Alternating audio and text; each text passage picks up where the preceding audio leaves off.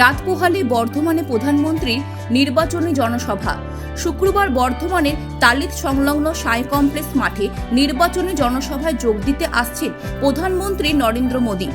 বর্ধমান পূর্ব ও বর্ধমান দুর্গাপুর লোকসভার দুই প্রার্থী অসীম সরকার ও দিলীপ ঘোষের সমর্থনে এই জনসমাবেশ অনুষ্ঠিত হবে। কড়া রোদের তাপ উপেক্ষা করে হাজার হাজার বিজেপি কর্মী সমর্থকরা যোগ দেবেন সমাবেশে। তার প্রস্তুতি চলছে জোর কদমে। পূর্ব বর্ধমান জেলা বিজেপির কার্যালয়ে যুব মোর্চার কর্মীরা ব্যস্ত পতাকা ফেস্টুন দিয়ে সাজিয়ে তোলার কাজে। নবাবহাট মোড় থেকে তালিত অবধি গেরুয়া পতাকায় মুড়ে ফেলা হবে। শহর জুড়ে লাগানো হচ্ছে বিজেপির পতাকা। নমস্কার, আমি সৌমেন কারপা, বিজেপি যুব মোর্চার বর্ধমান বিভাগের কনভেনার। আগামীকাল 3 তারিখ আমাদের প্রধানমন্ত্রী যশস্বী নরেন্দ্র মোদীজি বর্ধমানের সাই কমপ্লেক্সে আসছেন তালিতের কাছে।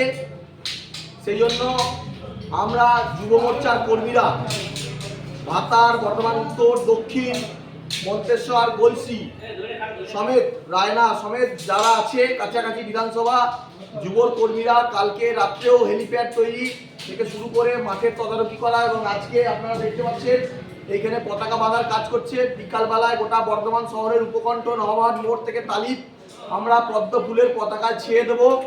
আমাদের এইখানে যুব মোর্চার টিমরা প্রচুর কাজ করছে।